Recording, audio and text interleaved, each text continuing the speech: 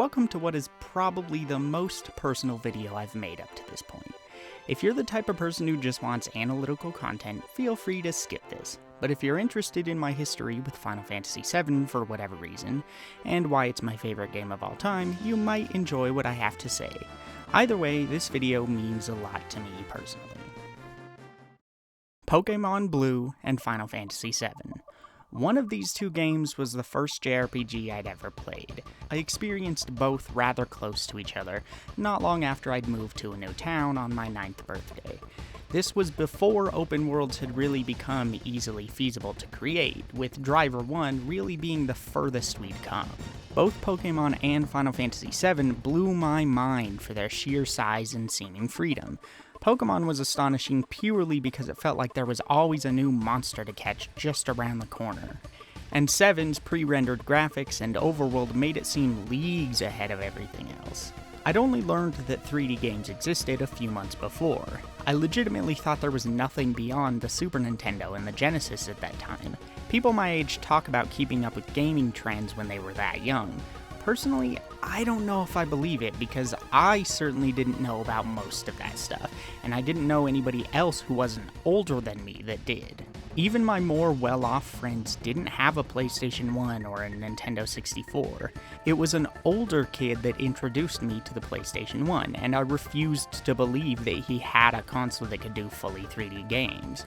I went over to his house one day and couldn't believe my eyes as he handed me the controls to 2 Extreme. I absolutely needed to have this in my life.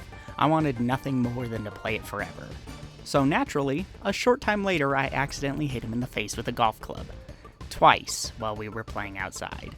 And because he was older, I avoided him from that point forward. He tried to make it clear that he wasn't mad, but I was convinced he wanted to beat me up.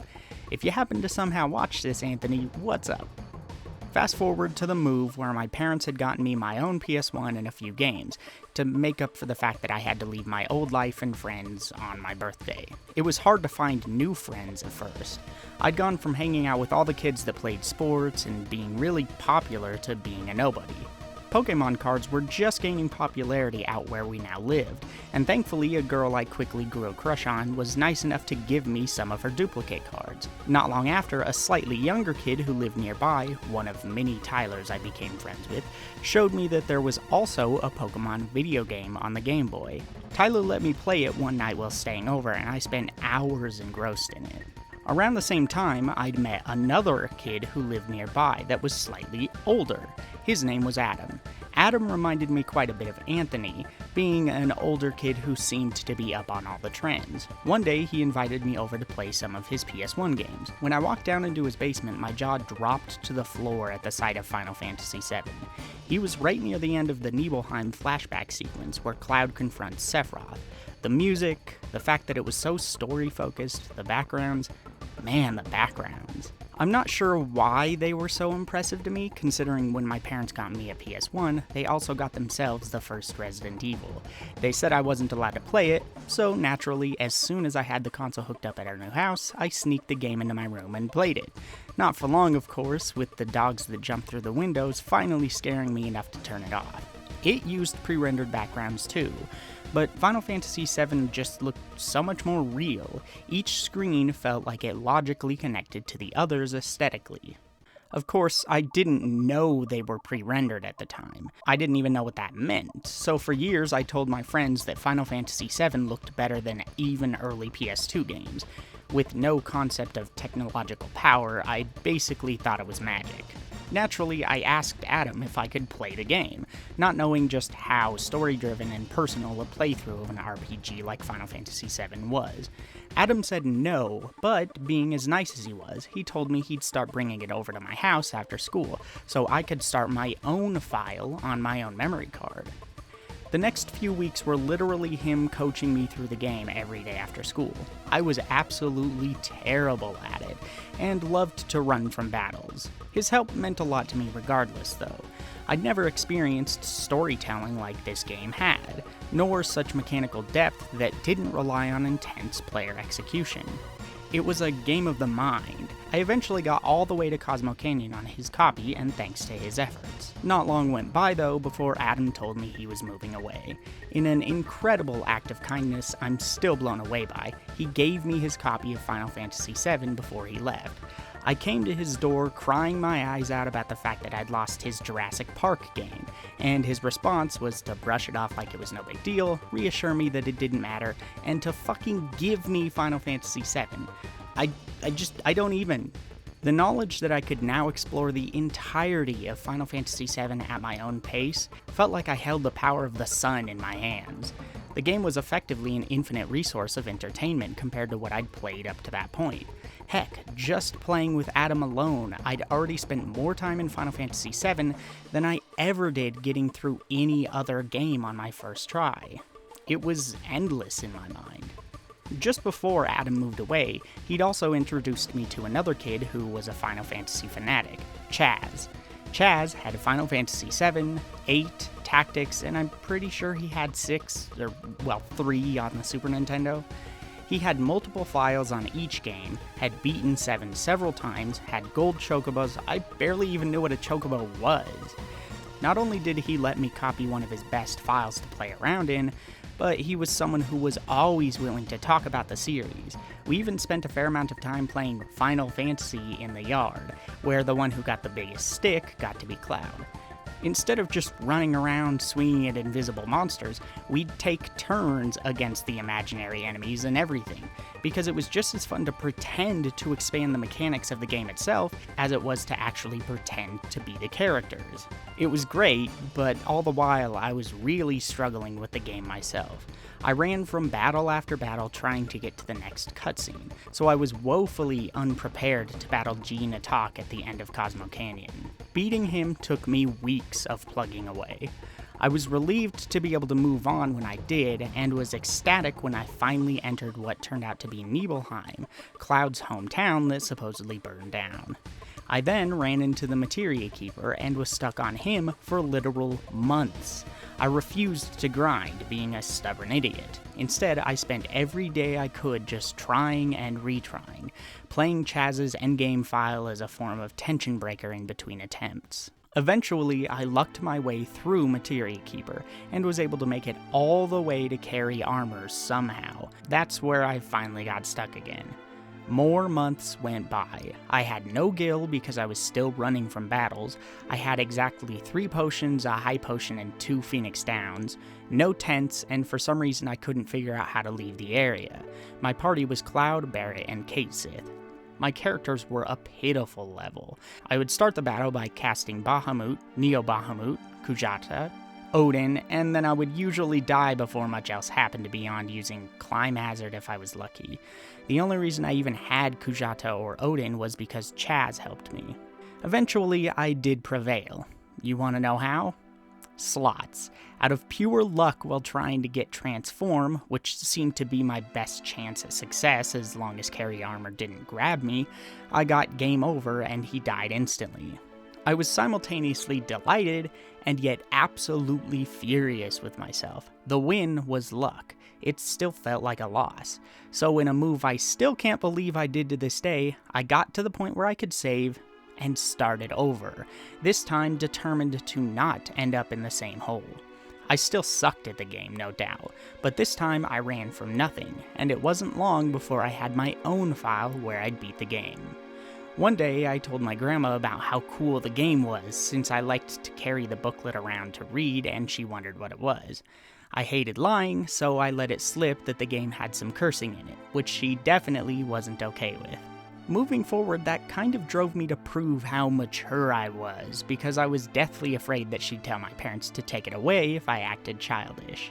It took me several playthroughs and years to honestly understand what was going on in the story. I'm pretty sure I originally thought all of the people in black cloaks were actual failed one-to-one clones of Sephiroth. I thought the Sephiroth we were chasing was the real one, and the one in North Crater was another clone being made from Lifestream. I thought Cloud was a clone of Zack. It was a mess. You'd think a normal kid would stop playing once they finish the game and play something else. And while I did soon after get Final Fantasy IX, the first game I ever actually anticipated the release of and got at release, and then got Final Fantasy VIII not long after that, other things always drew me back to 7.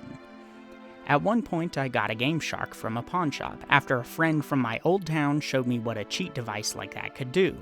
This was the same friend who later came over the day I got Final Fantasy IX, if you've seen my review of that, by the way.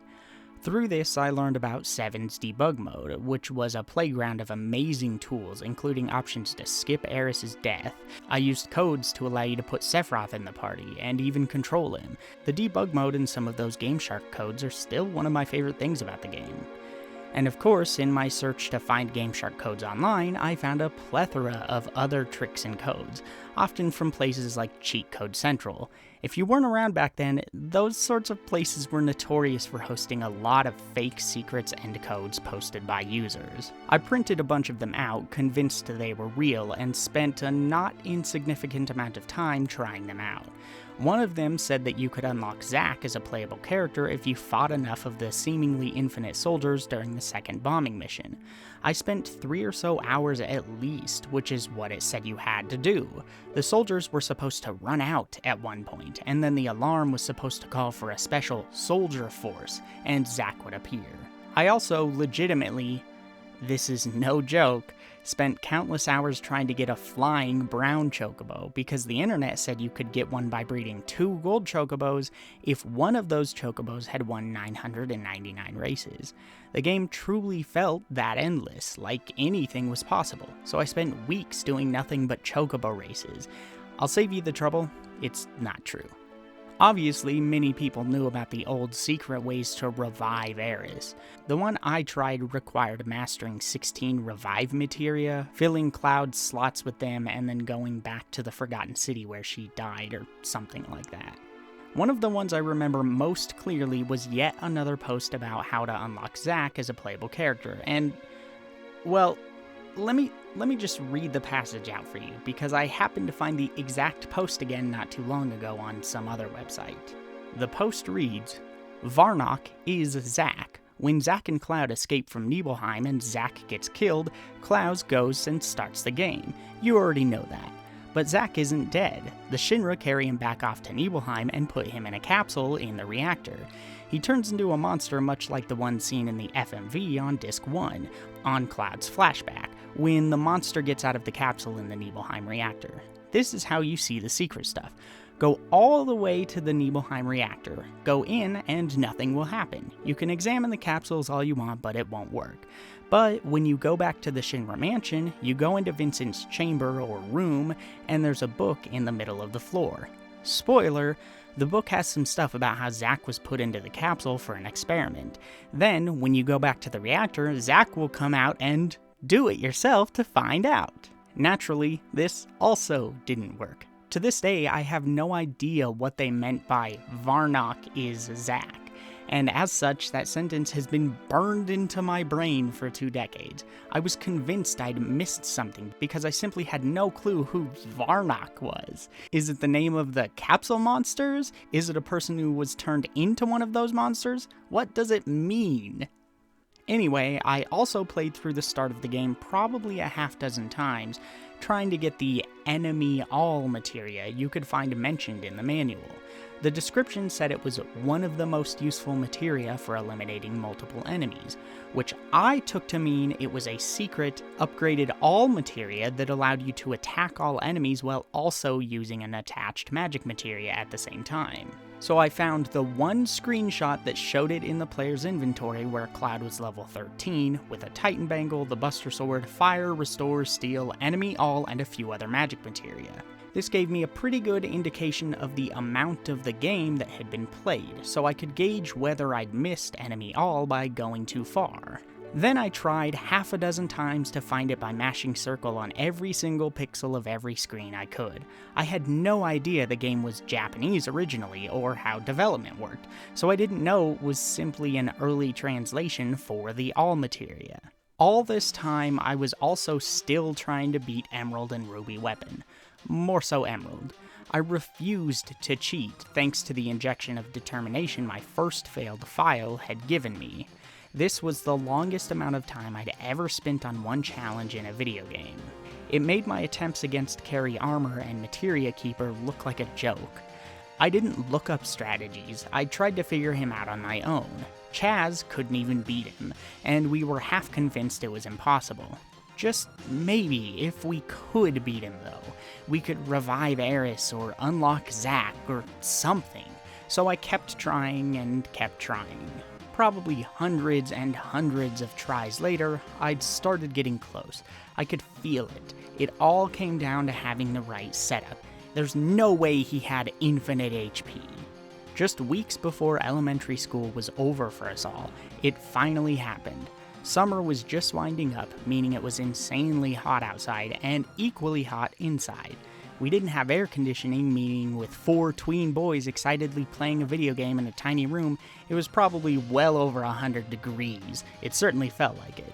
It was me, my still current best friend of nearly 2 decades, Chaz, and Tyler, the kid who had introduced me to Pokemon.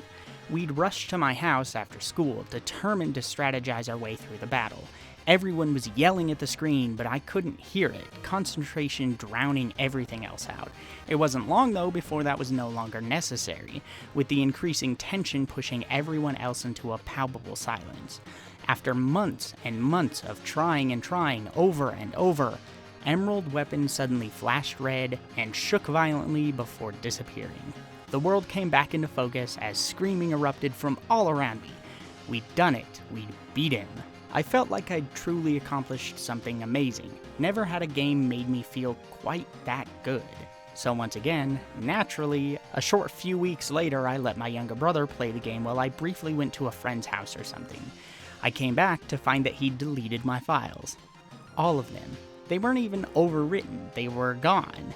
And only the Final Fantasy VII ones, if I recall correctly. I'd told him explicitly how to avoid saving over my stuff, and yet it was all gone.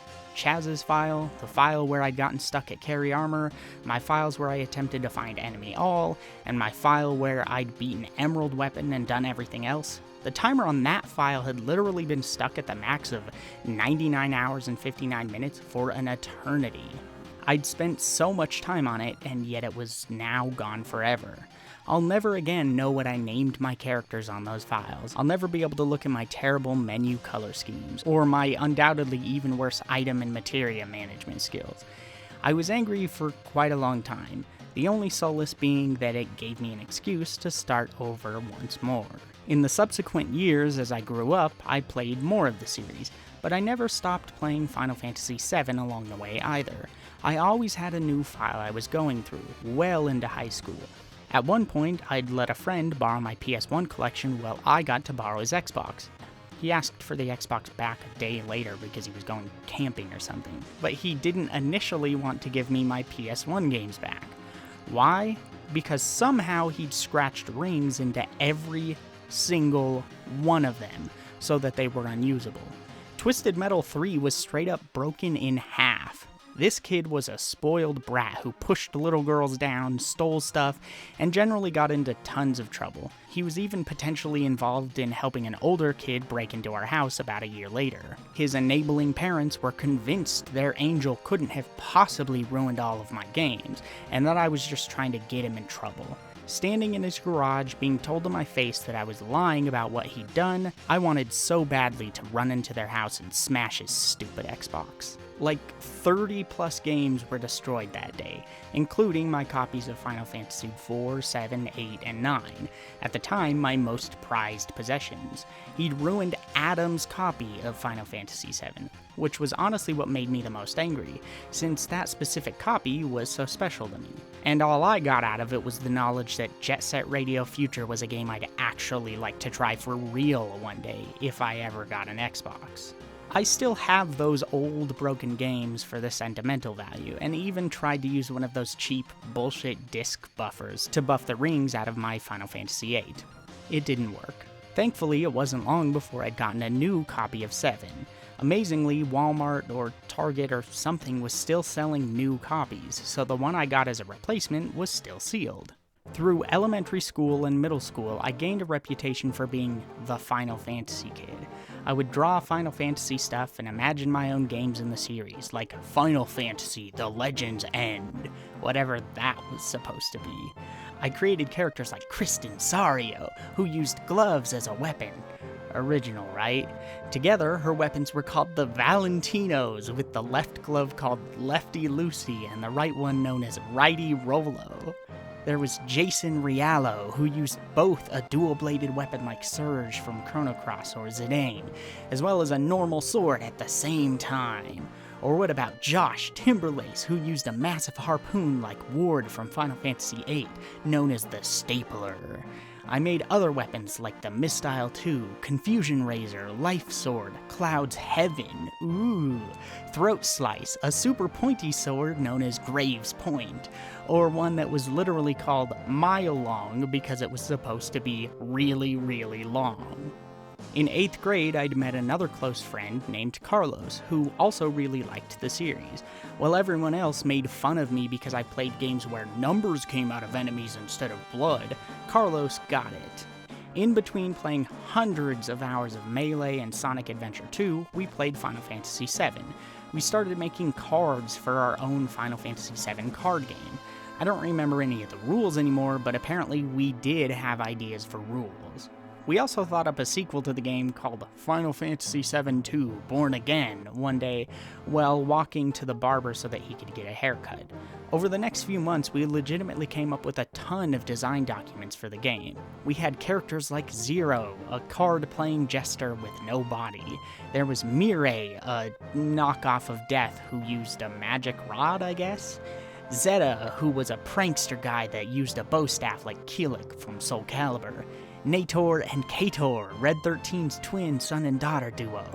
Vincent, Yuffie, Sid, and Kate Sith return, as well as an adult Marlene who's trained under Tifa. Zack was somehow playable, and a good Sephiroth clone of some sort was too, I guess? Many of these were secret characters. Then there were our two main characters. Daroth, a secret clone Sephiroth had Hojo make near the end of the original game, which was then left on Cloud and Tifa's doorstep so that they could raise him, and Zaxo Strife, Cloud and Tifa's actual son, who was named after my Melee profile at the time. Naturally, Daroth used a katana, and Zaxo used the Buster Sword. Instead of buying new weapons, for most characters you upgraded their initial weapons over the game, until, for example, Zaxo's ultimate weapon looked like this and was called Buster Sword Max. But you could also combine it with Ultima Weapon if you found that to create the Final Buster, where you could freely connect or disconnect any combination of the materia slots, including all of them at once. Most characters had 5 levels of limits you unlocked as you upgraded their weapons, and even victory animations we'd planned out. Daroth could use Omni Slash, and Zaxo could learn Omni Gash. If both were ready at once, you could use Omni Cross. Meanwhile, they also had commands unique to them. The Sephiroth clone could only use a single limit that summoned Meteor, an attack called Omega, or items. Nator and Kator shared turns if they were both in your party, but this also meant they could effectively do double cut with basic attacks. Or you could alternatively have Nator bite the enemy as a basic attack, or have him throw Kator at the enemy for something slightly weaker, but with long-range properties. Materia were expanded to have an extra magic level, so instead of stopping at Cure 3 or Curaga, Restore ended with Angel Dust, whatever that is. You could do Water, Watera, Wataga, or Whirlpool. There was Magma, Hurricane, Glacier, Storm, Death, Deathra, Deathaga, or Gigas, Melee, Melera, Melago, or Bloodsport, Ultima, Ultimera, Ultimaga, and Ultimate. You could even summon Emerald, Ruby, or Diamond Weapon. In this imagined sequel, Hojo survives the onslaught at the top of the Sister Ray.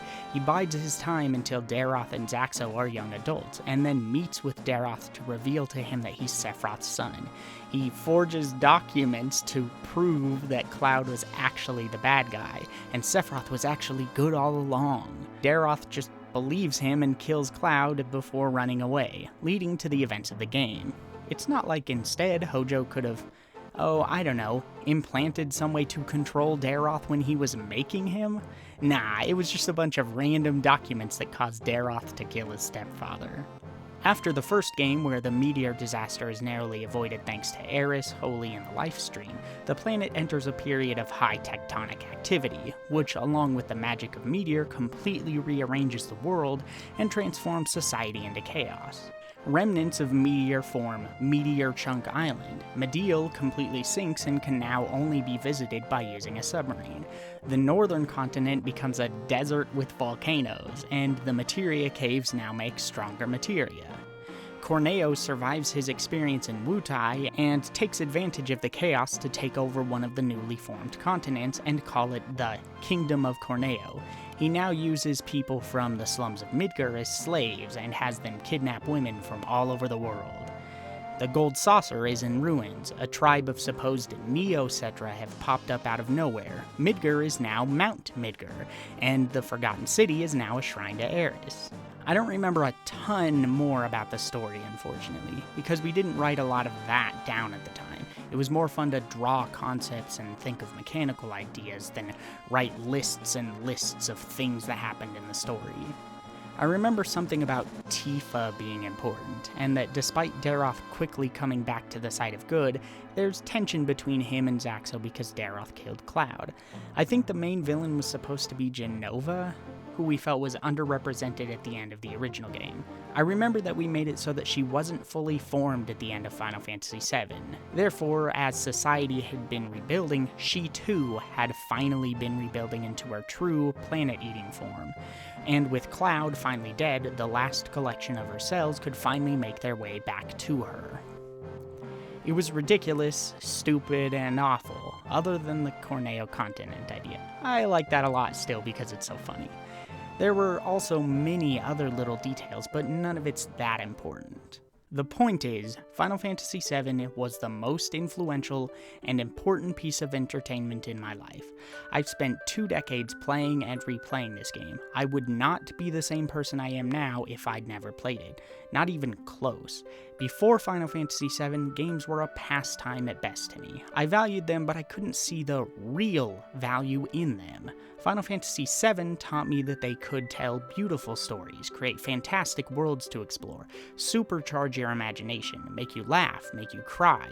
Before Final Fantasy VII, games were toys in my mind. After Final Fantasy VII, they were art, and I would never ever give up my experiences with it when I was young for anything.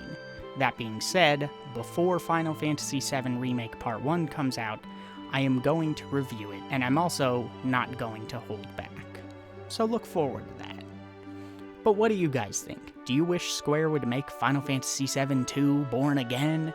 Is Final Fantasy VII special to you? If so, why? Let me know in the comments below, and I'll see you next time.